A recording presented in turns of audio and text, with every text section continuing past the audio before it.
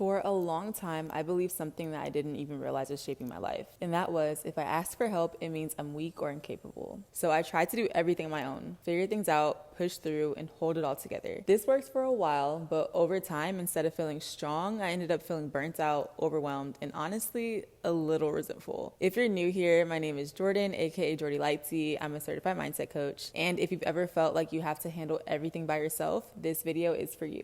Growing up, I was the youngest, and in a lot of ways, I had support, sometimes even more than I actually needed. So as I got older, I developed this internal drive to prove that I can do things on my own. I didn't want to rely on anyone, I didn't want to look incapable, and I definitely didn't want to feel like I needed help. And at first, that looked like independence and strength. But over time, it started to look like taking on too much, not asking questions when I needed clarity, avoiding vulnerability, and carrying stress that I didn't have to carry alone. In cognitive behavioral therapy, or CBT, there's a concept called core beliefs, which are deeply rooted assumptions we carry about ourselves, often formed in childhood, that quietly shape how we think, feel, and behave. I discovered that one of my core beliefs was if I ask for help, I'm weak or incapable. So what happens when you believe that's true? Well, you avoid asking for help, you overfunction, you push through exhaustion, you isolate yourself when things get hard, and then your behavior actually reinforces the belief. You survive on your own and say, see, I have to do everything by myself and I don't need anyone else. That's how the cycle keeps going. But CBT teaches us to challenge those beliefs and ask ourselves, is this actually true? Where did this belief come from? And is it helping me or hurting me? When I started questioning my core beliefs, I realized something important. Asking for help isn't weakness. It's self-awareness. It's being honest enough to say, I've reached my limit. And it's also a form of nervous system regulation. When you're overwhelmed and you keep everything inside, your body stays in a stress response. But when you reach out, talk to someone, or ask for support, you're sending yourself a signal of safety. And beyond that, asking for help is choosing connection over isolation. We're not wired to do life alone. We are literally created to be a part of a collective community. Even the most capable, successful people rely on others. Support is not a sign you're failing. It's part of how humans function at our best. Now, here's the part that we don't always talk about. When you refuse to ask for help, it doesn't just affect you. It can lead to burnout, anxiety, resentment towards others, and emotional distance in your relationships. Because sometimes people around you want to support you, but they don't even know you're struggling. So you end up feeling alone even when you're actually not alone. And that's something that I definitely experienced, and it took a toll on my relationships. If this resonates, here are a few small ways to start shifting this pattern. Step 1, notice the belief. Pay attention to when you say to yourself, I should be able to do this alone. Just noticing it is the first step. Step 2, challenge it gently. Ask yourself, would I think someone else is weak for asking for help? The answer is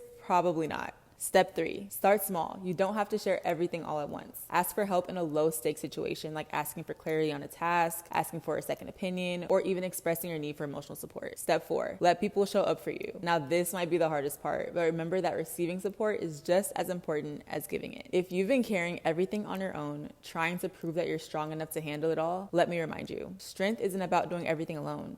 It's about knowing when you don't have to. Sometimes the strongest thing you can do is say, I need help, and allowing yourself to be supported in that moment. If this resonated with you, like the video, subscribe for more mindset and mental health content, and share this with someone who might need this reminder today. That's all I have for y'all this week. See you in the next video. Peace.